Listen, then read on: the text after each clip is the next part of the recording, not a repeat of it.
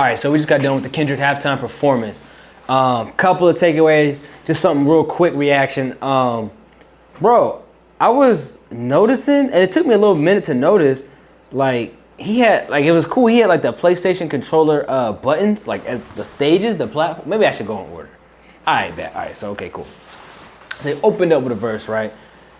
Correct me if I'm wrong, but I had heard it before. Makes sense. Kendrick not gonna just open up with like I or like something like, you know what I'm saying, good don't kill my vibe or something like that. Obviously he gonna open up with something. He gonna try to build meaning and build like some story to it. It makes sense, right? Like of course he gonna open up with something like that, kind of paint the scene. Well, technically he opened up with Uncle Sam, Samuel Jackson. Dope, super fire, super smart, bro.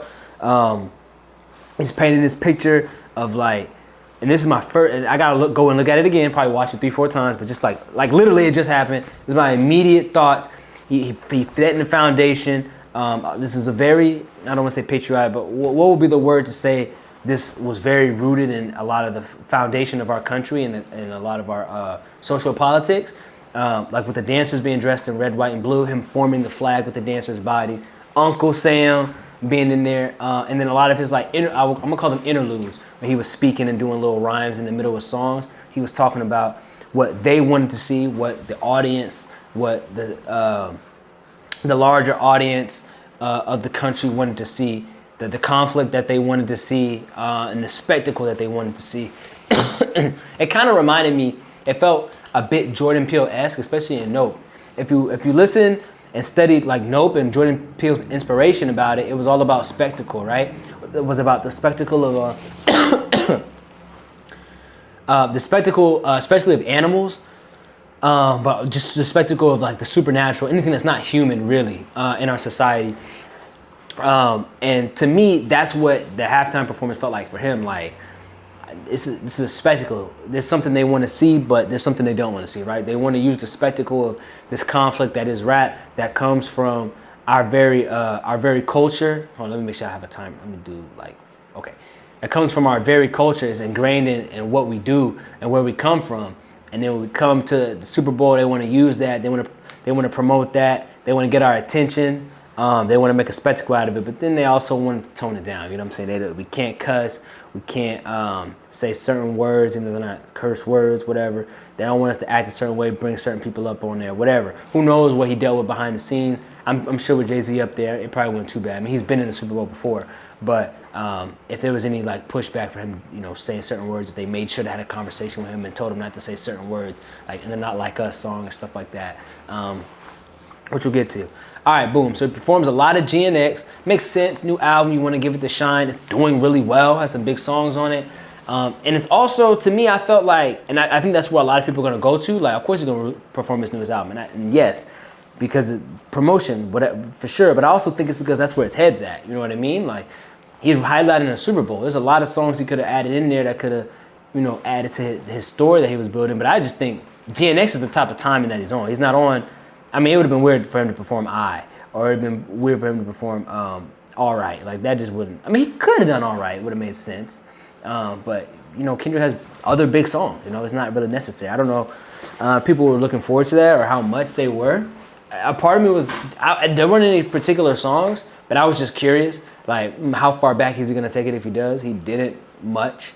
It was a lot. It was very GNX. You know, you can tell that's where he's at right now, and I respect that. And it was dope. It brought out SZA. SZA sounds phenomenal live, bro. What the heck? She like sounded almost like better than she did on the track, and she sounded amazing on the track, bro.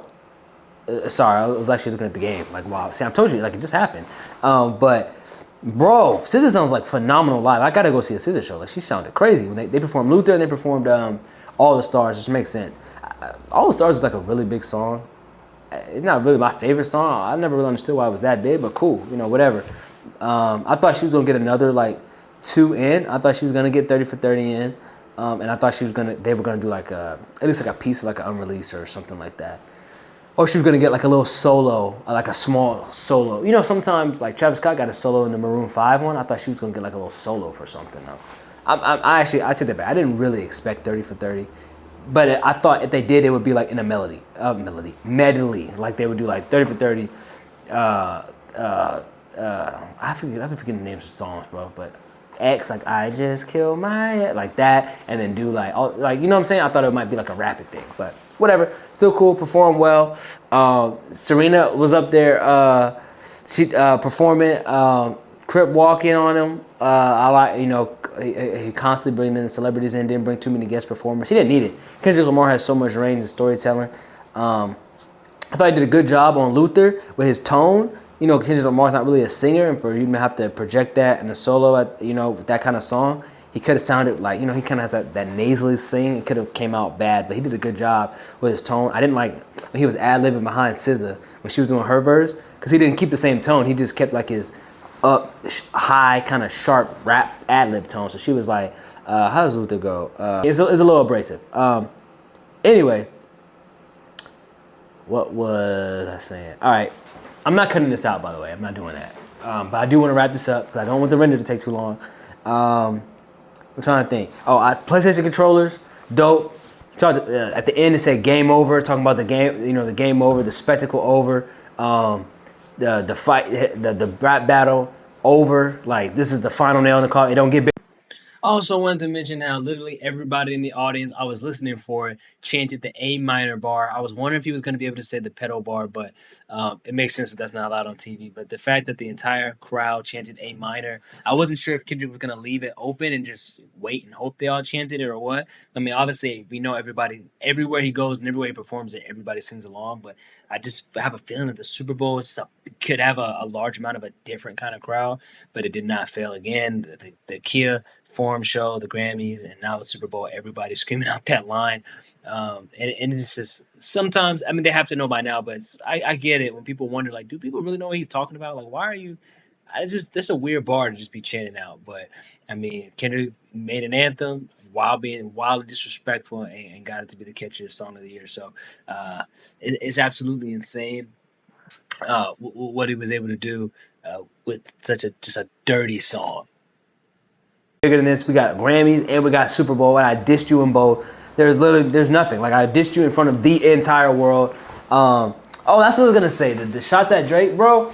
Like, obviously, like Drake. I mean, Kendrick took a lot of shots at Drake after Not Like Us on the album and stuff. But man, just hearing it live and watching him perform, like, man, that man is really. It's like he laid out this entire performance almost to diss Drake, which is some, you know what I mean? It felt like that. Like, I was listening to every song, like, bro, like TV off and everything. I'm like, bro, he's really just like nail in the coffin type, you know what I mean? And he bringing out Mustard, dope move, putting on, and I respect him for closing out with TV Off instead of Not Like Us, because I think, you know, TV Off is kind of like the final, you know, has more finality to it, and from a performance and from a narrative standpoint, with the beef for sure.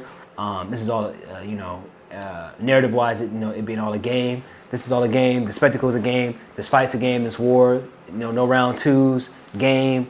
You know, PlayStation controller, and then it's like TV off. The game's over, so turn the TV off. You know what I'm saying? So makes sense. Dope performance. I'm a maybe watch it back a couple times, see if there's anything else I missed. I thought it was fire. I thought he performed great. You know, sometimes Kendrick's like hit or miss for me. Sometimes, you know, when he does like award show performances, sometimes his body language movement is a little stiff, and he just relies on kind of the production around him. And even when he did the halftime, the Kia Forum show, the Kendrick and Friends, like, he wasn't really moving too much. He wasn't doing too much. And I'm like, I remember one of my homies who was talking to him about it. He was like, nah, Kendrick really not. I'm not gonna put his name out there, but he's like, Kendrick not really like, he don't really be doing much. He ain't really a crazy performer. I'm like, why? I don't remember that. But then watch this, I'm like, wait, no, he picks and chooses. He is a dope performer. Like, sometimes he can get out there with the dancers. He got this movement, this body language, and it's super dope. Dancers were super dope, and I thought it was fire, bro. Maybe I need to go back and look at some other ones and rate them, but super fire, nail in the coffin. Sucks that Wayne couldn't have been a part of it. Like, New Orleans, like, come on, bro. I don't want to hear nothing about Wayne can't. You know what I mean? It just happened to line up that this makes sense, but at the same time, I almost wish it wasn't in New Orleans.